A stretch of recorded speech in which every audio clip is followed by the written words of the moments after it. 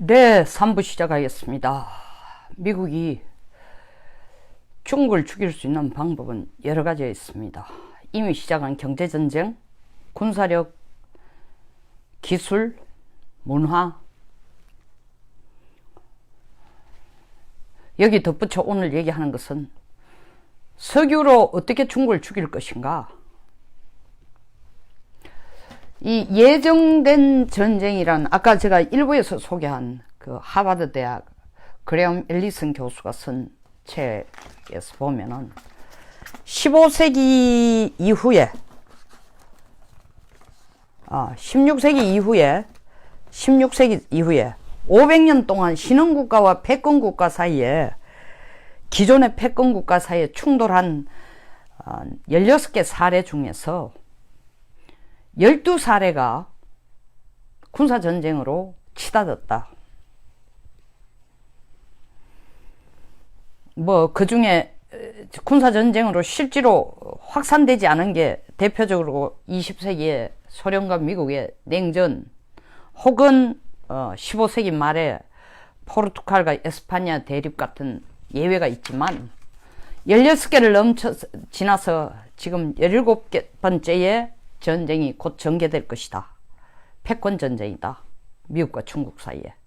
그것이 과거에 경험한 500년 동안 경험한 12개의 큰 군사전쟁으로 갈지, 아니면 총칼을 쓰지 않고 미사일을 쓰지 않고 핵을 쓰지 않고 전개될 전쟁인지는 우리가 지켜봐야 됩니다. 제가 볼 때는 핵 단추를 눌러서 핵 항모를 끌어서 전쟁할 가능성보다는 일단 미국은 경제전쟁으로 그리고 기술전쟁으로 중국과의 패권 싸움을 결론을 내고자 하는 계산입니다. 자, 석유 얘기 한번 봅시다.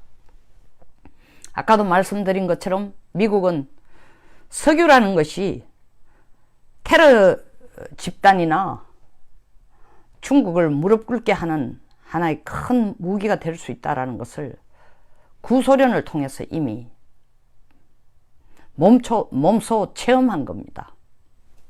중국 역시 경제 발전을 하려면 에너지 없이 안 된다. 에너지를 제패하는 국가가 세계를 제패한다. 중국 너무 잘 알고 있습니다.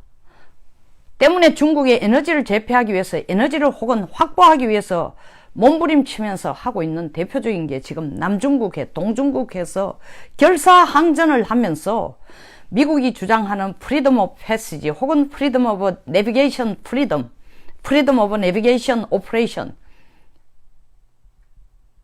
항해작전에 대해서 세계 어느 국가든지 공해를 다 지나갈 수 있다라는데, 중국은 7개의 인공섬을 만들어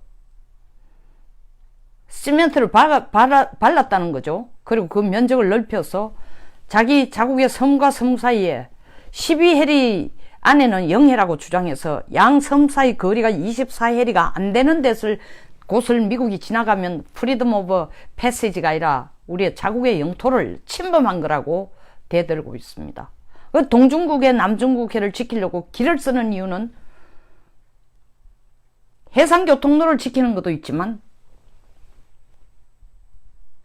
이 동남아 지역에 있어서 석유 채굴권 확보하기 위해서 싸우는 거 베트남하고도 싸우고 필리핀하고도 싸우고 센카쿠 열도 일본하고도 떠들고 거기에 해저에 있는 석유 채굴권 이유입니다.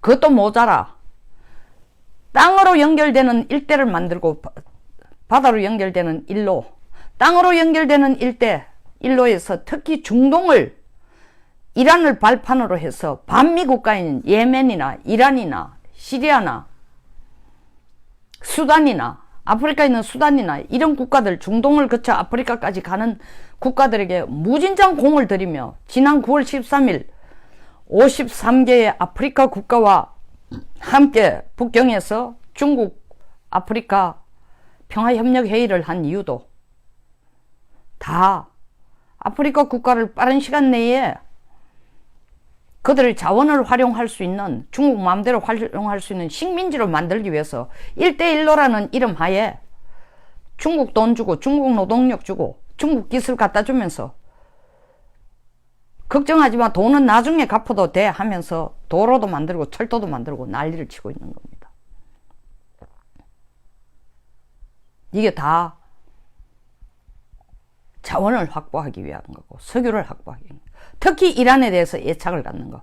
그래서 2003년 3월 20일 미국이 이라크 전쟁을 선포할 때에 중국은 야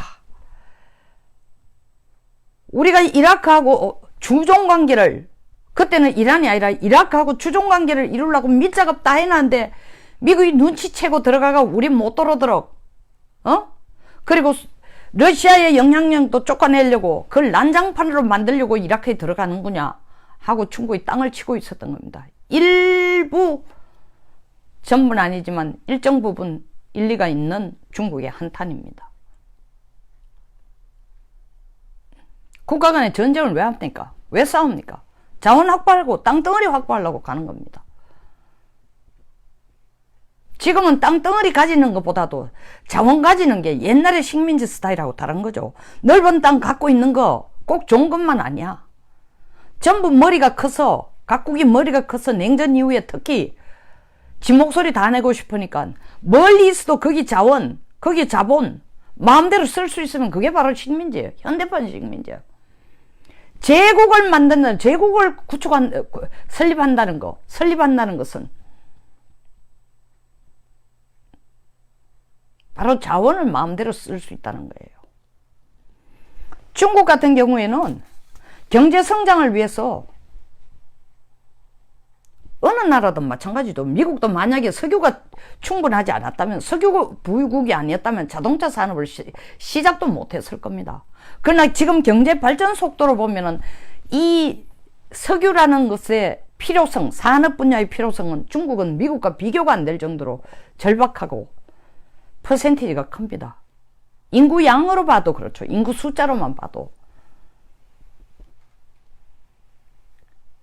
아까 말씀드린 구소련의 경우 미국과 오펙이 손을 잡고 석유 가격을 떨어뜨리니까 구소련이 완전히 낙아웃이 됐어요.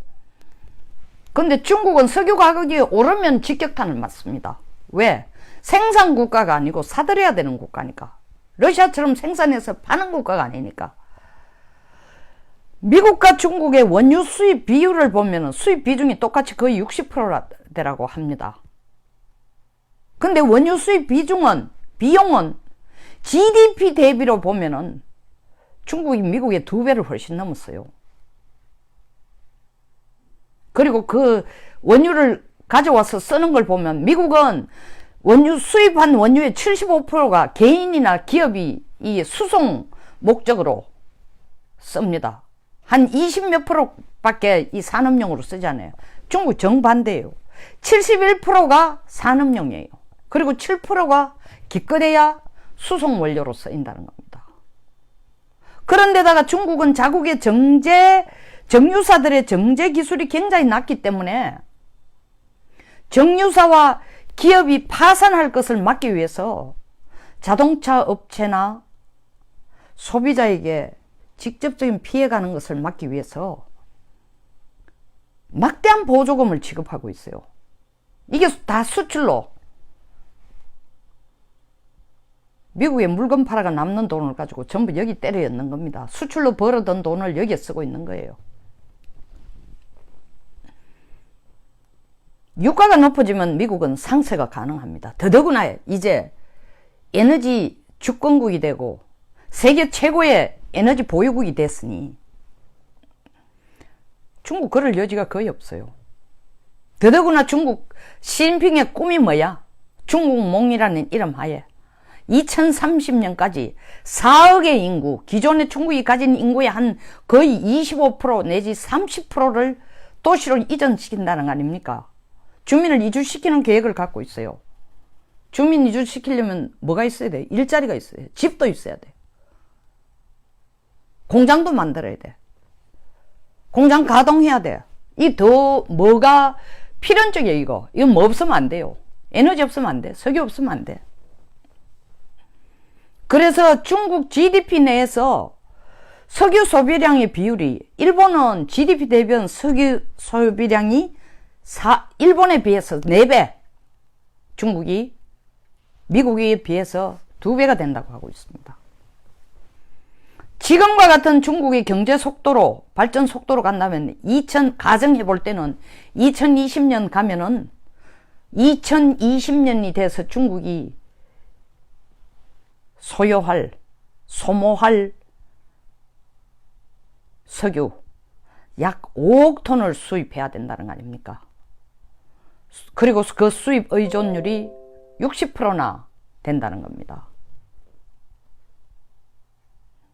그러니까 길을 쓸고 1대1로라든가 이런 걸 열어가지고 동중국에 아까 말씀드린 것처럼 남중국해는 저개발 국가를 대상으로 석유 탐사권을 자기들이 독점하겠다는 거예요.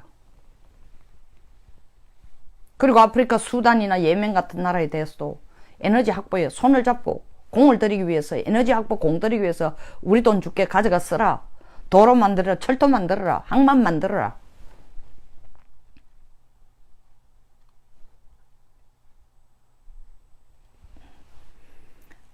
아까 제가 1부에서 말씀드린 지금 4차 석유전쟁이 진행이 되고 있는 상황인데 4차 석유전쟁은 2개의 구축으로 되어 있다 했습니다. 하나는 러시아를 상대로 미국이 공격하는 겁니다. 구소련의 패권을 회복하기 위해서 석유라는 자산을 이용해서 러시아의 국력을 키우고 미국에 맞서려고 하니까 미국은 야, 이거 안 되겠다. 러시아부터 무력화를 시켜야, 깨갱 소리를 내야 러시아의 팽창을 저지할 뿐만 아니라 중국과 손잡을 가능성을 차단하자. 중국과 손잡을 가능성을 차단하기 위해서는 먼저 러시아부터 죽여야 되겠다. 러시아부터 죽이는 방법 중에 하나가 러시아의 경제 규모에서 가장 크게 수출에 의존하고 있는 게 석유니까 석유가 죽이자. 옛날하고 달리 미국이 에너지 주권국이 되면은 오펙에 휘둘릴 필요도 없고 러시아산 생산 석유 가격에 휘둘릴 필요도 없습니다. 도리어 미국이 쥐고 흔들 수 있다는 거죠. 자기들 걸 지금 유럽에게 사라는 거 아닙니까? 이번에 미국하고 유럽하고 무역협정하면서 유럽에게 너들 관세 우리 안 붙일게. 너들 파는 술 우리 가져와가 술 살 때 관세 하나도 안 묻게. 그 대신에 우리 천연가스 사가라. 그리고 중국이 우리 거 계속 사가던 콩 안 사간다는데 너들이 사가라. 예, 그렇게 하겠습니다. 유럽이 동의한 겁니다.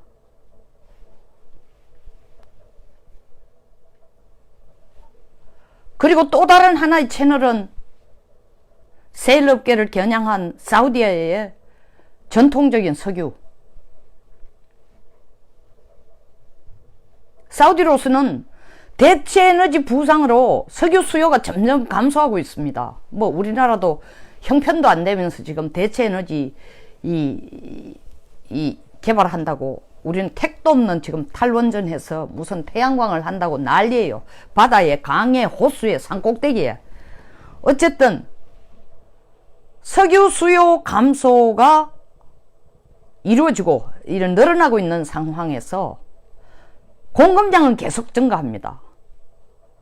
그러니까 이런 상황에서 경쟁자가 석유 가격을 결정할 경쟁자가 크게 부상한 게 바로 미국의 셰일가스예요. 스테일 오일이고 셰일 오일이고 이걸 밀어내고 에너지 자원 주도권을 그대로 유지해가자는 게 사우디의 목표예요.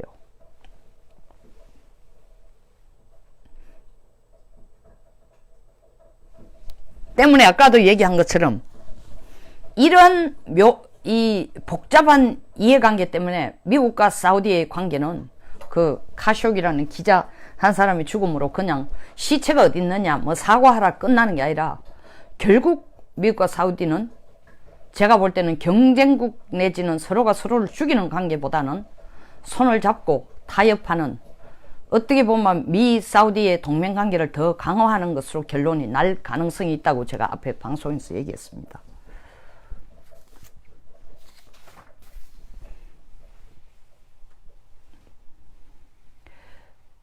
미국이 러시아의 무릎을 꿇리기 위해서 미국의 석유전쟁은, 러시아에 대한 미국의 석유전쟁은 계속할 것입니다. 왜냐하면 궁극적으로 러시아를 죽이는 게 목표가 아니고 뭐다?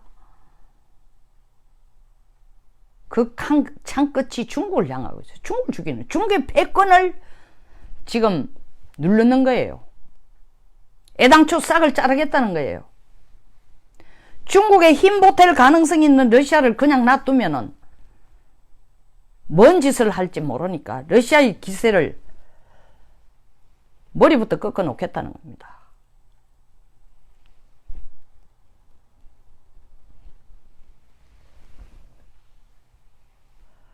이 러시아 길을 한번 빼놓고 나면 그 다음에 중국을 상대로 본격적인 경제전쟁은 훨씬 쉽다는 겁니다. 그래서 러시아와의 석유전쟁을 하기 전에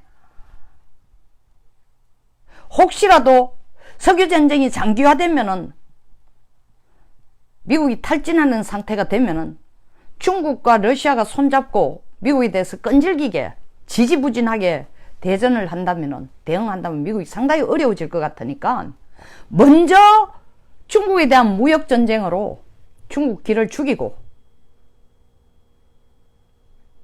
석유전쟁으로 러시아를 견제하고 거의 넉다운된 중국을 다시 때리겠다는 전략이에요.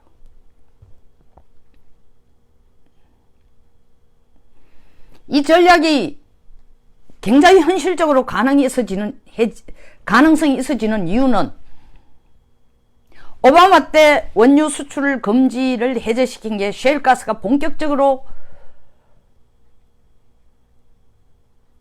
생산되면서 미국을 이제 더 이상 에너지를 확보하기 위해서 세상에 나가는 글로벌 아메리카가 아니라 미국이 미국 땅덩어리에만 지키고 앉아 있어도, 그리고 동맹국들이 스스로 기어오고 자기들이 찾아와가 동맹합시다 하면서 동맹을 유지하기 위한 정당한 대가를 치르면서 찾아오더라도 미국은 답답할 게 없다라는 게 바로 트럼프의 보호무역주의, 아메리카 퍼스트 전략으로 가게 한 계기가 된 겁니다. 다 이런 자신감, 그리고 이런 자산이 있기 때문입니다. 그 결정적인 그런 자신감에 불을 질러준 게 뭐냐? 미국이 에너지 패권국이 되었기 때문입니다. 셰일가스, 셰일 오일의 생산. 한국도 셰일가스 생산이 가능하다는데 채굴비가 더 든다는 거 아닙니까? 다른 나라에도 많이 이게 깔려 있어요. 근데 채굴비, 채굴시간, 채굴 기술이 미국을 따라갈 수가 있는 나라가 없어요. 거의 독점 상태입니다. 미국은 또 오랫동안 투자해왔습니다. 2008년 이후부터 본격적으로 거의 10년 동안 고비를 넘기면서 쫄딱 망하는 한 20만 이상이 여기에 투자를 했다가, 기업이 투자했다가 셰일 가스 채굴 정유에 투자했다, 정제에 투자했다, 쫄딱 망한 기업들도 많습니다. 그런 위험을 넘었으며, 그리고 초기에는 채굴 가격이 굉장히 높았어요. 이거를 거의 30불 쓴, 배럴당 30불만 돼도 경쟁력이 있도록 만드는 성과를 이루어 놓은 겁니다. 이러니까 미국으로서는 일단 기름으로 전쟁하자. 중국이 저렇게 나섰어 미국에게 대들고 난리를 치고, 러시아가 나섰어 처음 푸틴이 트럼프가 푸틴을 살살 달랠 때처럼 미국하고 손잡고 나가는 게 아니라 뻗대면서, 더더구나 지금 군사력을 가지고 러시아가 미국과 손잡고 있는 나토국에 대해서 대응하겠다라는 거 하니까 이게 하룻밤 강아지 범 무서운 줄 모르고 진짜 아주 된맛을 안 봤구나. 레간 때 그렇게 얻어맞아 놔놓고도 아직도 정신을 못 차려? 그래? 그렇다면 너희들 한번 능력껏 해봐. 우리 미사일 개발 계속할 테니 따라오고 싶으면 따라오고 말고 싶으면 말아. 그건 그대로 가고, 너희들 석유 생산해가지고 그냥 나라 경제 키우려고 하면은 내가 그걸 무차별적으로 미국이 너희들 맛을 보여줄 거다. 이 배럴당 30불이면은 러시아로서는 본전이 안 될지도 몰라요. 근데 미국은 견뎌낼 수 있는 힘이 있다는 거죠. 이런 석유를 통한 미국의 대중국 전쟁, 중국은 어떻게 감당해낼 수 있을까요? 여기까지 한 얘기를 보면은 중국과 러시아만 얘기한 것 같습니다. 그렇지 않습니다. 이 얘기의 귀결점은 결국 한국입니다. 우리는 석유 한 방울도 안 나요. 수입해가 살아야 되는 나라입니다. 왜 미국이라는 동맹국이 우리한테 그렇게 절실하게 필요하고 중요한지, 미국이 얼마나 엄청난 나라인지, 얼마나 엄청난 힘을 가진 나라인지, 이 문정부가 제대로 본다면은 유럽 가서 미국 등에서 칼 꽂는 짓 해라. 우리하고 손잡고 미국 배신해라. 미국이 대북 제재, 비핵화 하기 전엔 대북 제재 완화 안 한다 해도 그 말 신경 쓰지 말고 내 말 들어라. 나하고 김정은이 합의한 사실을 유럽도 손뼉 쳐주라.